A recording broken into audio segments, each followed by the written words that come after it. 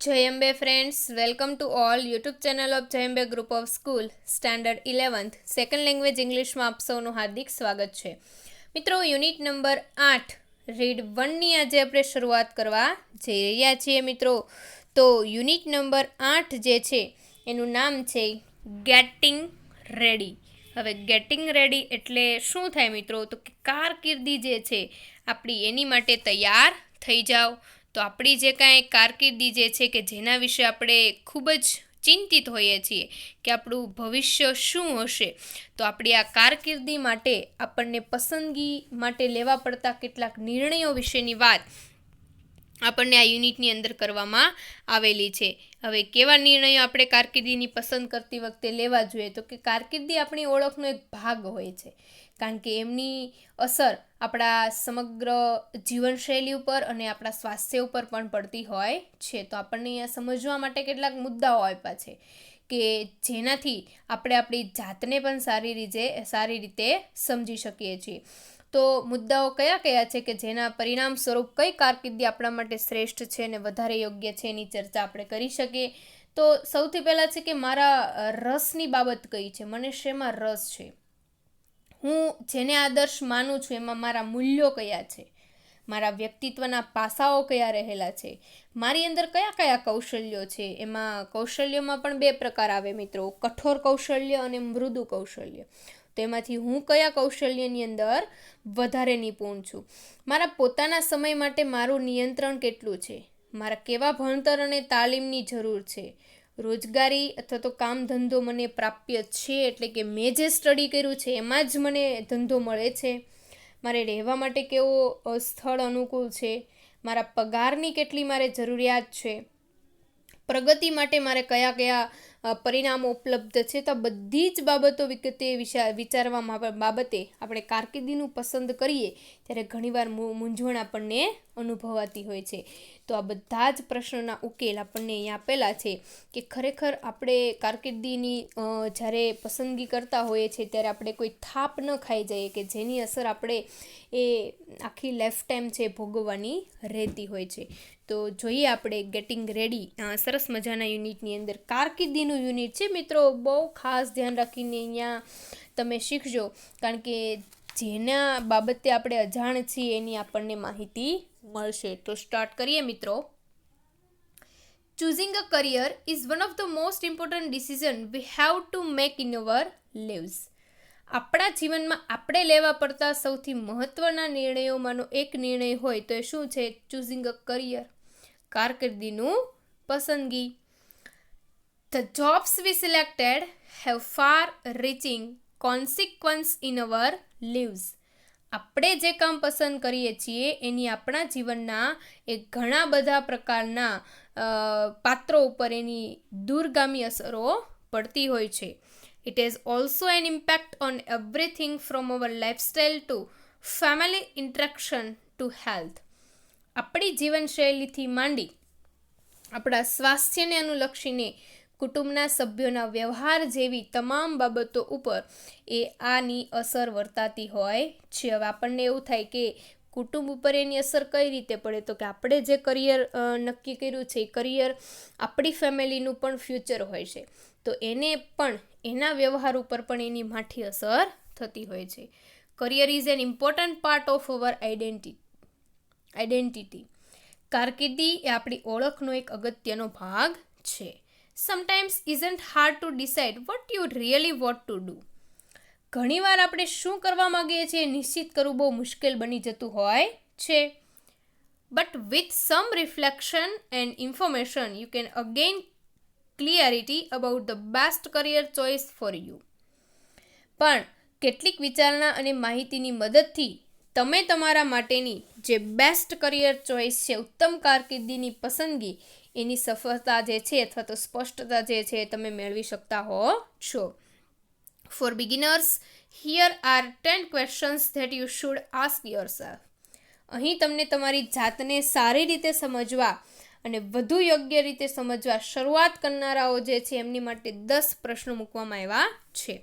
This can help you understand yourself well and help you choose the most appropriate and satisfactory career for you.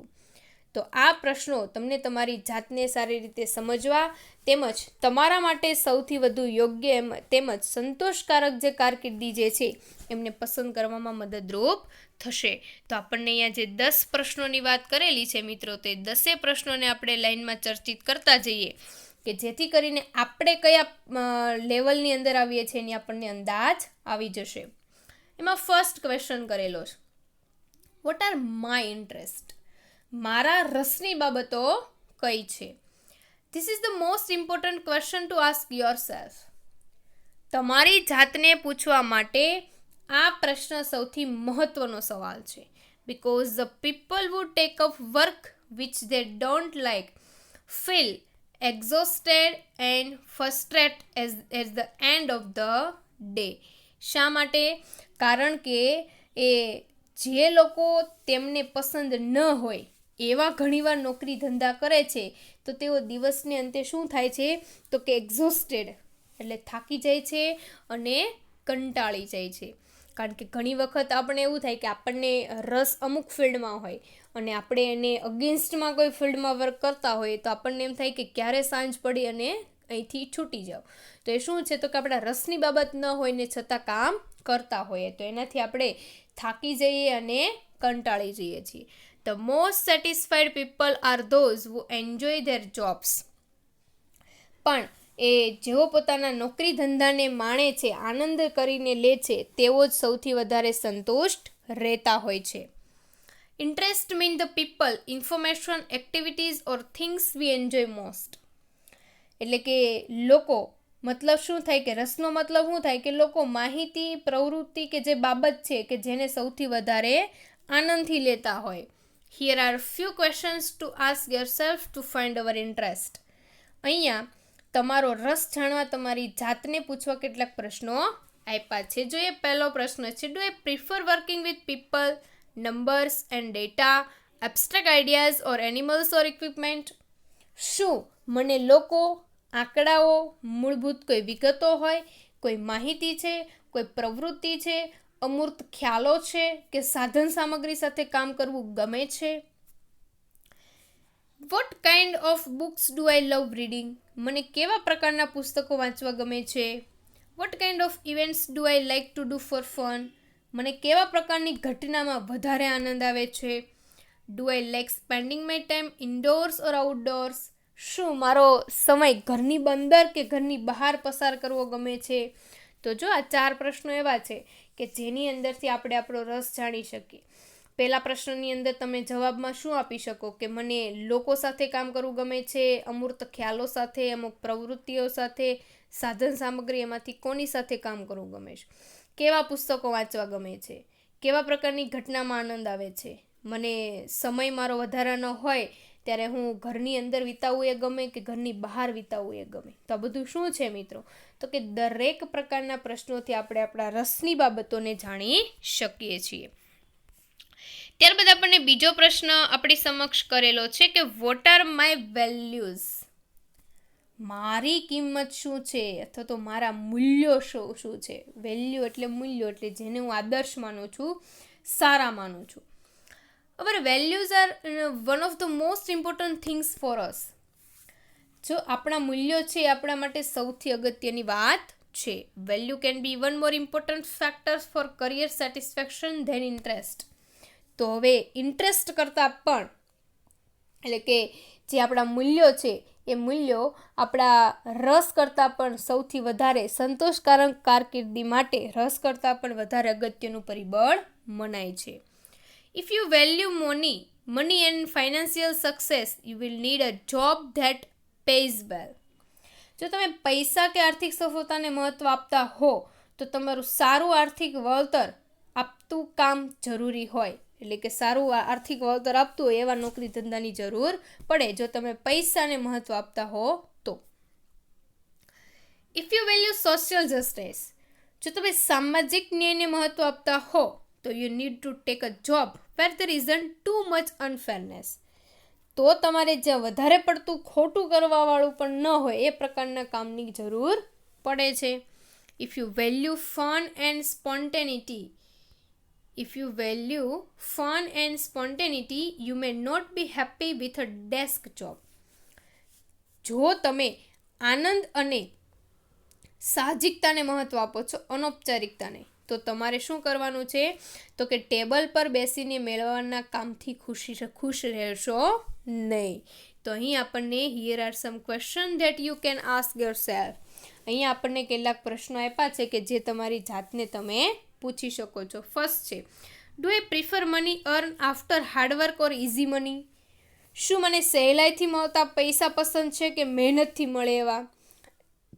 આરામની chair ઉપર બેસીને મહિને 50-70 હજાર રૂપિયા આવે છે, 50,000-70,000 કે લાખ રૂપિયા, તો મને એ ગમે છે કે હું હાર્ડવર્ક કરું અને મને વધારે પૈસા મળે એ મને પસંદ છે? Do I prefer working independently in collaboration? શું હું સ્વતંત્ર કામ કરવા માગું છું કે સંયુક્ત?